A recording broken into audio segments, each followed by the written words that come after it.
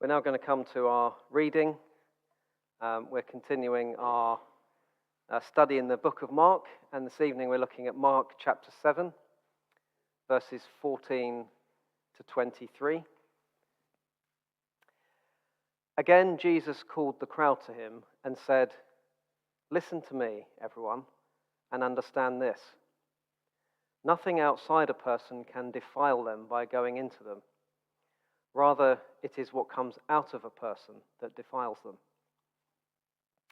After he had left the crowd and entered the house, his disciples asked him about this parable. "Are you so dull?" he asked. "Don't you see that nothing that enters a person from the outside can defile them? For it doesn't go into their heart, but into their stomach, and then out of the body." In saying this, Jesus declared all foods clean. He went on, "What comes out of a person is what defiles them, for it is from within, out of a person's heart, that evil thoughts come: sexual immorality, theft, murder, adultery, greed, malice, deceit, lewdness, envy, slander, arrogance, and folly. All these evils come from inside and defile a person." Please do keep your Bibles open for the sermon today. As most of you will know, a few years ago, I learned that I had a heart condition. I was completely surprised as I was told that I'd had this condition from birth. Before I learned of it, I'd been completely unaware of its presence. Once I was diagnosed, I learned that the symptoms of my condition were quite unpleasant. The experts told me that no lifestyle changes that I made would have any real effect on this condition. They also told me that this condition, if left unchecked, would be deadly. But I'm not talking about my physical heart problem that I learned about in 2020. I'm talking about my spiritual heart condition that I learned about in 2006. It's a problem that you also have. In fact, it's a condition that every single person on the planet has, whether they acknowledge they have it or not. Of my two conditions, one of them is actively managed to keep me safe, but the other one is dealt with. It's still present for now, but it's cured. In our passage tonight, Jesus tells the crowd in first century Jerusalem that external things don't make them unclean, but rather the uncleanness springs from within them, from their hearts, which are burdened by this very same condition. And no amount of clean eating is going to change that. When you have a medical condition, the doctor will look at or speak to you to learn about your symptoms before diagnosing the condition. Finally, he or she will hopefully then come up with a possible treatment or cure. So we're going to look at 3 points this evening, but the first and third are both quite short. We will spend most of our time on the second point. We're going to look at the symptoms, the diagnosis, and the cure. We pick up from the previous events in verses 1 to 13 that Tom spoke on last week, where Jesus was asked by the Pharisees why his disciples ate with unwashed hands in contravention to the Jewish customs at the time. They thought this was sinful and wanted to criticize Jesus and catch him out. Tonight's passage continues as Jesus, in verse 14, it says, "Again, Jesus called the crowd to him." So it's not unreasonable to think that this would have likely been a mix of the Pharisees, the teachers of the law, and other Jewish people interested to hear what Jesus had to say, as well as Jesus' disciples. And there are a couple of things that Jesus says that are worth noting. "Listen to me, everyone, and understand this," verse 14. Jesus is clearly teaching here. He wants them to understand a key part of his teaching. And as they were told to listen, so should we. We also get this rather funny statement when Jesus' disciples ask for an explanation, and he responds, "Are you so dull?" Now, imagine how you would feel if you asked one of the elders here to explain something to you, and they said, "Are you so dull?" It sounds so rude, but the translation is letting us down. It really is more, "Do you not understand?" The passage records a relatively short statement from Jesus to the crowd, and then a more detailed explanation to his disciples. So our first point today, the symptoms. We will move around our passage a little bit.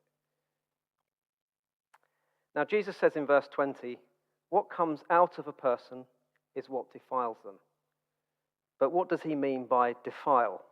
It's not a word we use particularly in common parlance nowadays.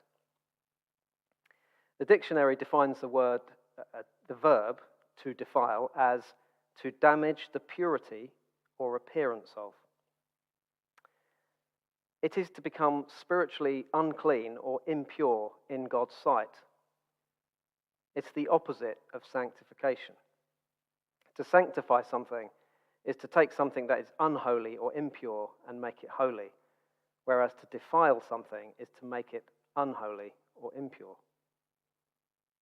And the Jews had a long list of items and actions that could defile them. Eating certain animals, childbirth, bodily discharges, molds, touching a dead body, and so on and so on. And they therefore had a long list of rules that related to these possible defiling things. But at the center of spiritual uncleanness or defilement is sin. Isaiah 24:5 reads, "The earth is defiled by its people. They have disobeyed the laws, violated the statutes, and broken the everlasting covenant." When we go against God, when we rebel against him, break his commandments, say, do, or think what he does not want us to do, then we sin. And sin defiles us spiritually. It makes us unclean. Sin makes us impure or defiled. When God created the world, everything was perfect, and sin did not stain the world. But following the fall, sin is all around us. The second half of verses 21 and 22 show us some symptoms of our sin. Jesus talking about evil thoughts, sexual immorality, theft, murder, adultery, greed, malice, deceit, lewdness, envy, slander, arrogance, and folly. And a few things immediately jump out from this list of symptoms. Firstly, Jesus does not say that this is a full list of all types of sin. This very much sounds like a list that lawyers would put in a legal agreement and state, including but not limited to. Jesus gives examples of defiling sin, but not everything that is a sin. That's very clear. And that would be a very, very long list. Secondly, you are on this list. You're on this list, and so am I.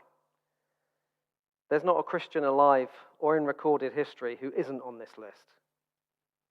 This is not a meeting tonight of clean people. Romans 3 tells us, "For all have sinned and fall short of the glory of God." If you think you have none of these symptoms, I challenge you to go even one day without doing something on this list. It's impossible. And thirdly, there's no special grading of anything on this list. Jesus doesn't rank any of these sins as better or worse than any other. Sin is sin. And we like to minimize some sins as small, don't we? Envy is on this list. If I look at a friend's life and feel envious of his house or his car or his family or whatever, it's easy to argue that away as just a little sin.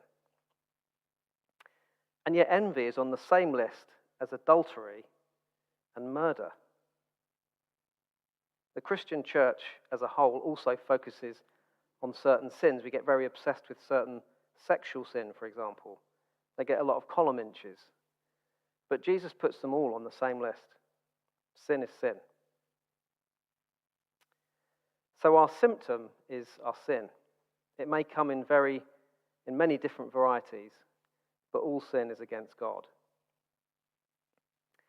More often than not, it's there for all to see. Rather like chickenpox or measles, we might be able to cover up some of our sin, but the parts of our bodies, like our faces that are visible to others, show clear signs of the disease. And we see sinful people all around us, including every morning when we look in the mirror. It does get more cheerful than this. Our second point this evening is the diagnosis. Now, Jesus is very, very clear on what the problem is here. He's explained the symptoms and leaves us in no doubt what the cause of this problem is. It's our hearts. Verses 18 to 21. Don't you see that nothing that enters a person from the outside can defile them? For it doesn't go into their heart, but into their stomach, and then out of the body. In saying this, Jesus declared all foods clean. He went on, what comes out of a person is what defiles them, for it is from within, out of a person's heart, that evil thoughts come.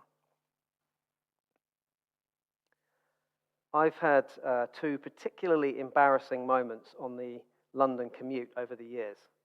Firstly, on the way home a few years ago, I boarded a train at Euston, sat in my seat and was ready to go. As the train pulled away, I suddenly realized that something was dripping onto my white shirt.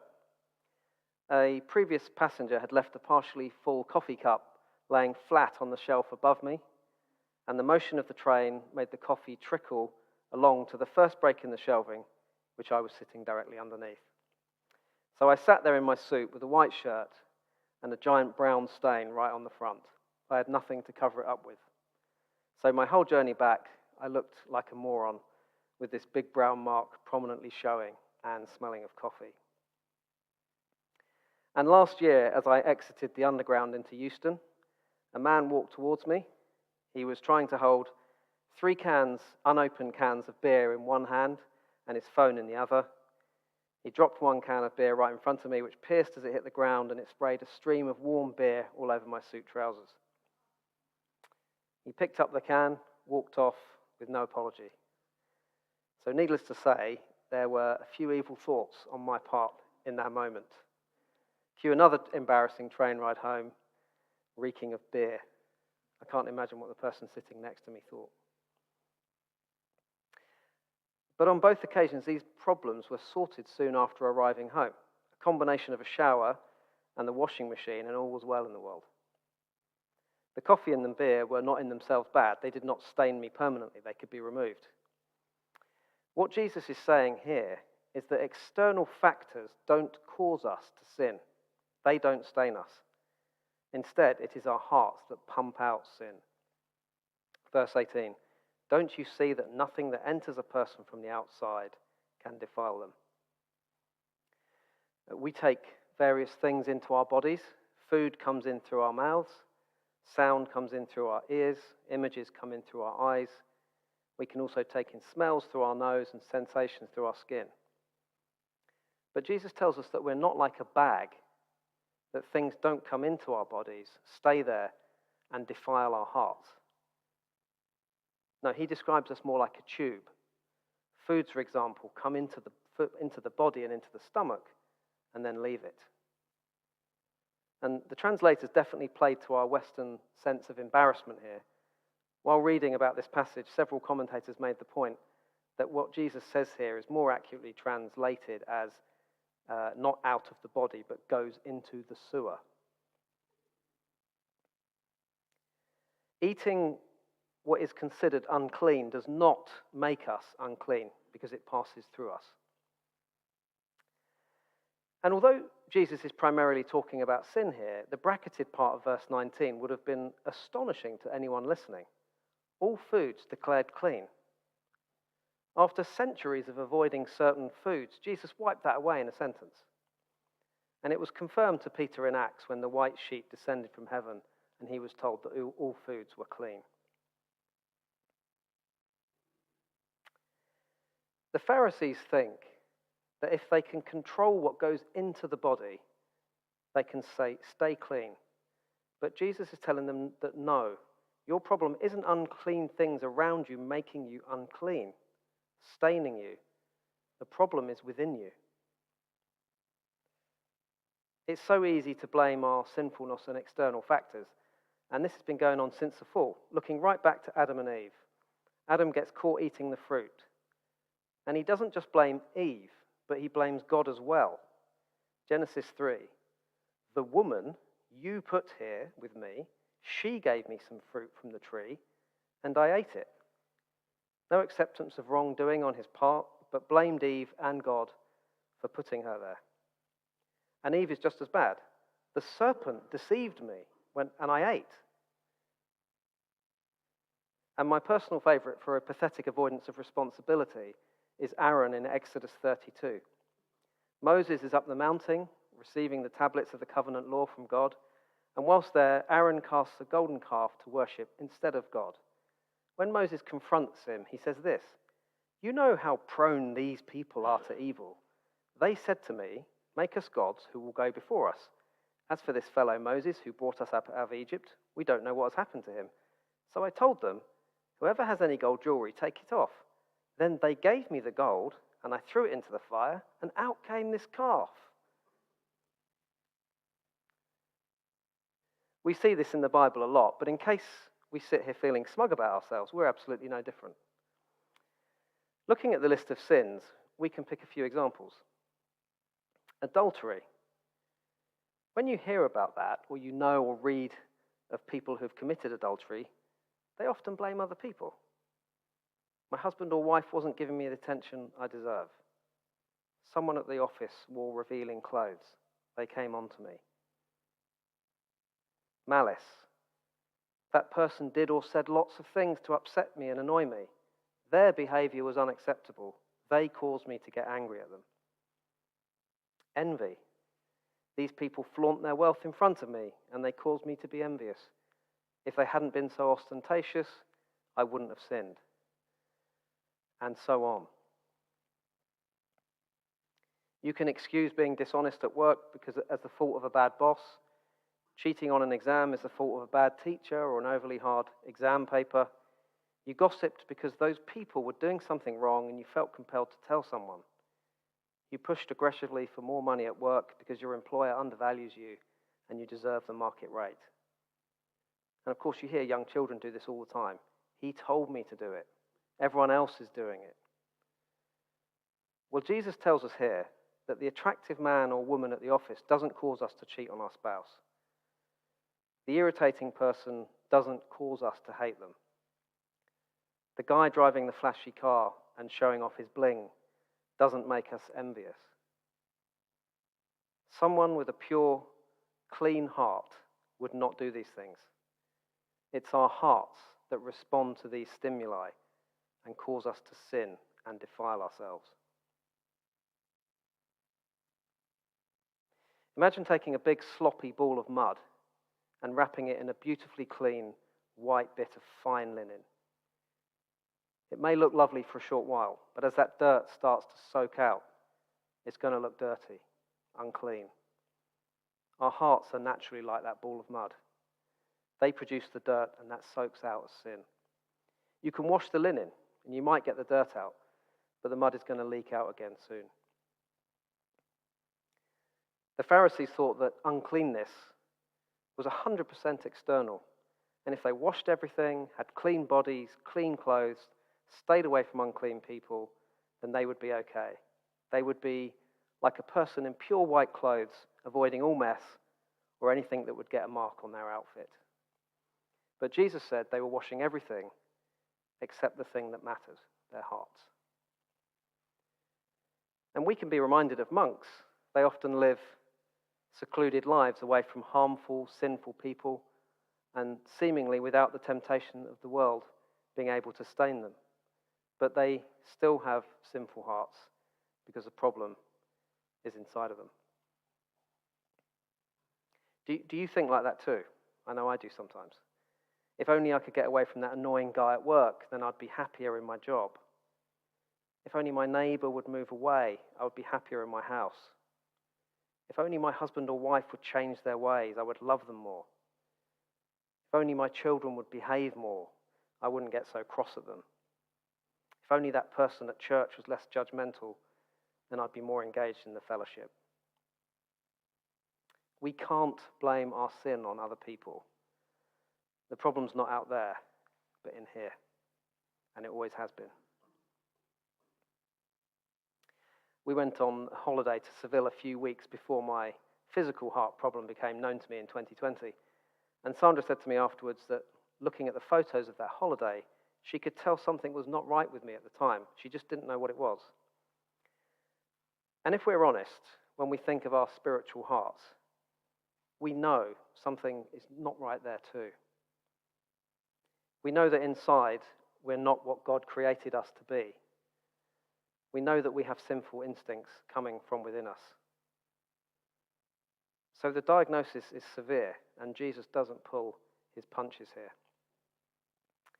Jesus said in Mark 2, verse 17, "It is not the healthy who need a doctor, but the sick. I have not come to call the righteous, but sinners." Which brings us to our final point this evening, the cure. I could think of no better place to look than Psalm 51. This is straight after King David has committed adultery with Bathsheba, and the prophet Nathan has called him out on his sin. Here are verses 1 to 10, and let's focus on verse 10 in particular. Psalm 51. "Have mercy on me, O God, according to your unfailing love, according to your great compassion. Blot out my transgressions, wash away all my iniquity, and cleanse me from my sin. For I know my transgressions, and my sin is always before me. Against you, you only, have I sinned, and done what is evil in your sight. So you are right in your verdict, and justified when you judge. Surely I was sinful at birth, sinful from the time my mother conceived me. Yet you desired faithfulness even in the womb. You taught me wisdom in that secret place. Cleanse me with hyssop, and I will be clean. Wash me, and I will be whiter than snow. Let me hear joy and gladness. Let the bones you have crushed rejoice. Hide your face from my sins, and blot out all my iniquity. Create in me a pure heart, O God, and renew a steadfast spirit within me." When you have a health condition, it's generally unwise to try and cure yourself. You ask the doctor to help you. And David understood that his problem was not a sinful Bathsheba tempting him, but his own sinful heart. And the only cure to that was to ask God to clean his heart. We are to acknowledge our sinful hearts, to recognize that the problem lies within. This is not to make us hate ourselves or to wring our hands at our sinfulness, but more to humble us and recognize that only God can cure us of the disease of sin. Recognizing the state of our hearts and our inability to cure ourselves allows us to look to the doctor for the cure. And when Jesus referred to himself as a doctor, we now know what type of doctor he is. He's a heart surgeon. For believers, it's frustrating when we continue to sin and we grow disheartened. Why am I not able to stop this particular sin? Why do I keep on doing that thing? But we will never be sin-free and clean this side of heaven. Our cure is not to try harder, to proverbially wash our hands more, to eat cleaner food, to try our best to behave, but instead to recognize our hearts are sinful, to look to Jesus to clean us, and to learn to love him more for doing that, to rely on him and not ourselves. For anyone who's not a believer, look into yourself. Yes, your heart is sinful. Yes, you are unable to remedy that on your own. Yes, that is difficult to accept. But there is a God who loves you so much that he provided the only possible cure, himself. He sent his Son to take the punishment for that sin that comes from within us, so that we may be made holy and blameless in his sight. Jesus took our dirty rags and gave us his clothes of pure white, and he starts the process of sanctification in our hearts to clean us. And very importantly, you don't have to clean yourself up before you come to God. You come to God as you are, and he does the cleaning. For believers here this evening, the risk here is that we fall into the trap of the Pharisees. We forget our daily need for Jesus, that we think we can clean ourselves, try harder, that our daily rituals of prayer and Bible reading and serving somehow make us clean. Great things though they are, they do not save us. Do we become too prideful in our faith that we're unable to remember our ongoing need for Jesus' forgiveness? Lamentations 3 says, "Because of the Lord's great love, we are not consumed, for his compassions never fail. They are new every morning. Great is your faithfulness." My heart condition is uncommon, so there's only a handful of people in the country that I can get treatment with.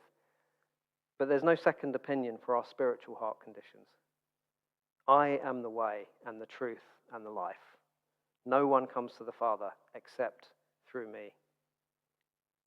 We all have a deadly heart condition. The symptoms are all manner of types of sin. They're frequent and severe. We're not able to cure ourselves of this condition, but our doctor, our God, our King, Jesus, offers us a free, complete, and life-saving cure. This is the good news of the gospel. Hallelujah. Father, as we leave this place, may we go knowing that despite having sinful hearts, hearts which want to rule our lives as kings and queens and reject you as our rightful ruler, you sent your Son and our Lord Jesus to cure those hearts. Fill us with gratitude for that priceless gift of grace. As we go about our lives tomorrow and beyond, remind us daily of what you have done for us, and help us to know that whilst we will continue to sin in this life, one day we will be with you in the new creation, free of sin, temptation, and wrongdoing, and that you will wipe away every tear. Thank you, Lord. Amen.